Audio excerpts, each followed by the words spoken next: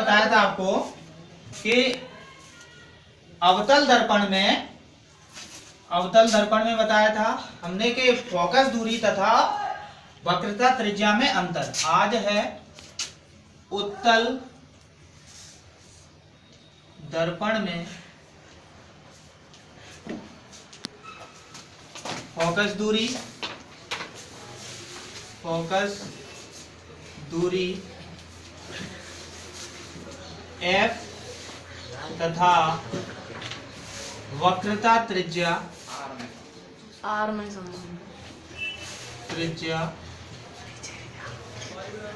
R में संबंध स्थापित करना है। तो यानी F बराबर R/2 हमको प्रूव करना। तो इसके लिए सबसे पहले हमने एक उत्तल दर्पण लिया। एक उत्तल दर्पण है जिसका नाम है M और N। M और N एक उत्तल दर्पण है। तो इसमें हम यहाँ से करना शुरू करेंगे।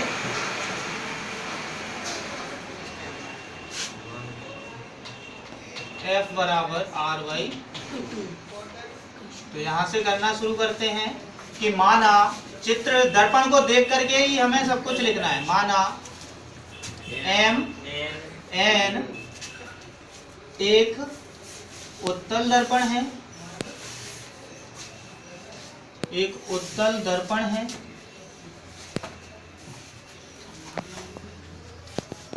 M और N कैसा दर्पण है? एक उत्तल दर्पण है जिसमें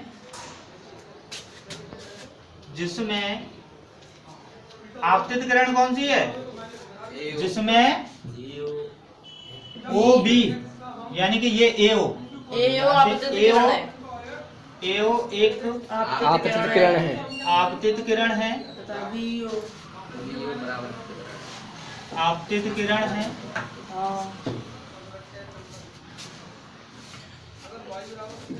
तथा BO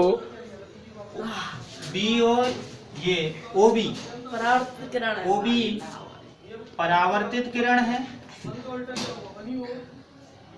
परावर्तित किरण है।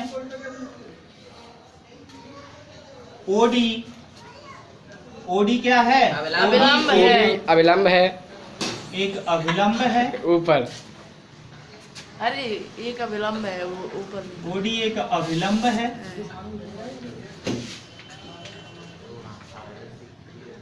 जिसमें हमने क्या किया? OB को जिसमें OB को आभासी रूप से F तक आभासी रूप से आगे की ओर बढ़ाया, पीछे की ओर बढ़ाया जो बिंदु F और बढ़ाया। जब पीछे की ओर बढ़ाया तो ये कहाँ पे से किस बिंदु पर काटती है? बढ़ाया तो यह मुख्य फोकस दर्पण के मुख्य फोकस पीछे के मुख्य फोकस पर काटती है। दर्पण के मुख्य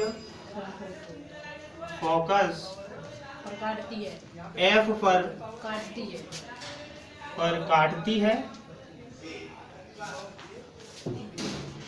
है और काटती है तथा OD अभिलंब D पर है। OD अभिलंब ऊपर है। ऊपर को बढ़ाने पर दर्पण की वक्रता केंद्र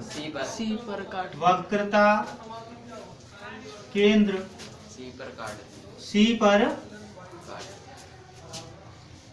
काटता है। C पर काटता है।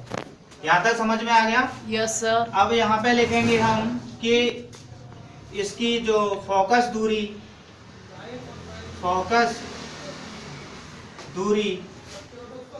PF बराबर, ये फोकस दूरी है। PF बराबर स्मॉल f PF बराबर स्मॉल f इसके बाद वक्रता त्रिज्या, पीसी बराबर त्रिज्या पीसी बराबर पीसी बराबर कैपिटल आर। आर। ठीक है, यहाँ पे हम लिख सकते हैं कि चिन्ह पर पार्टी से, चिन्ह पर पार्टी से, पर पार्टी से, चिन्ह पर पार्टी, चिन्ह पर पार्टी से इनके जो साइन है वो बदल जाते हैं। ठीक है, यहाँ तक समझ में आया। अब इस चित्र में देखें कि परावर्तन के प्रकाश के परावर्तन के नियम से परावर्तन के दूसरे नियम से, दूसरे नियम से, प्रकाश के परावर्तन के दूसरे नियम से क्या हो जाएगा, यानी कि AOD ये वाला कोण और ये वाला कोण कैसे हो जाएंगे, बराबर हो जाएंगे। कोण AOD बराबर कोण DOB, DOB इसे समीकरण फर्स्ट मान लेते हैं, यानी कि कोण I बराबर कोण कोण R, परावर्तन के नियम से। तो ये समीकरण फर्स्ट हो गया। दूसरी चीज देखते हैं कि इन के बीच में शीर्षाभिमुख कोण क्या बन रहे हैं, यानी शीर्षाभिमुख कोण है कोण DOB बराबर कोण FOC, यानी कोण FOC कर लेते हैं, यानी इधर की तरफ कर लेते हैं। कोण FOC बराबर FOC बराबर कोण DOB, ये सेकंड समीकरण मान लेते हैं। किस वजह से है ये, शीर्षाभिमुख कोण है, शीर्षाभिमुख कोण। शीर्षाभिमुख कोण कैसे होते हैं, बराबर होते हैं, यानी आमने सामने के जो कोण होते हैं वो बराबर होते हैं, बराबर होते हैं। ये शीर्षाभिमुख कोण है इसलिए बराबर हो गया। अब हम समीकरण फर्स्ट तथा सेकंड से, समीकरण फर्स्ट तथा सेकंड से, समीकरण फर्स्ट तथा सेकंड से, समीकरण फर्स्ट तथा सेकंड से क्या निकल के आएगा, किसके बराबर है, AOD बराबर DOB और FOC बराबर DOB, यानी कि ये दोनों बराबर है। तो AOD बराबर FOC, कोण AOD बराबर कोण FOC, ये समीकरण थर्ड मान लेते हैं। ठीक है, समीकरण थर्ड हो गया। अब यहाँ पे ये AOD किसके बराबर हो गया, सॉरी DOB है, DOB, हाँ AOD बराबर किसके हो गया, FOC के। थर्ड, अब यहाँ से देखते हैं कि इसके एकांतर कोण, जब कोई दो समांतर रेखाओं को एक तिर्यक रेखा काटती है तो उनके अंतः कोण कैसे होते हैं, बराबर होते हैं। तो अंतः कोण में ले लेते हैं कि AOD, कोण AOD बराबर कोण किसके हो जाएगा, OCF, कोण OCF। ठीक है, ये समीकरण हो गया फोर्थ। अब समीकरण थर्ड तथा फोर्थ से, समीकरण थर्ड तथा फोर्थ से, समीकरण थर्ड तथा फोर्थ से क्या हो जाएगा बताइए, कोण FOC बराबर कोण OCF, ये समीकरण 5। ठीक है, तो इसे रफ कर लेते हैं। समीकरण हो गया फिफ्थ। अब समीकरण फिफ्थ को देखते हैं हम। समीकरण फिफ्थ में दो कोण बराबर हो गए इसके, यानी एक त्रिभुज है, ये वाला त्रिभुज बन रहा है, ये वाला त्रिभुज है OCF, त्रिभुज OCF में क्या हो रहा है, यानी कि दो कोण बराबर हैं तो त्रिभुज OCF कैसा त्रिभुज है, समद्विबाहु त्रिभुज है, एक समद्विबाहु त्रिभुज है, समद्विबाहु त्रिभुज। ठीक है, जब समद्विबाहु त्रिभुज है इसकी दो भुजाएं बराबर हो जाएंगी। कौन कौन सी भुजा बराबर हो जाएगी, एक ये वाली और एक ये वाली।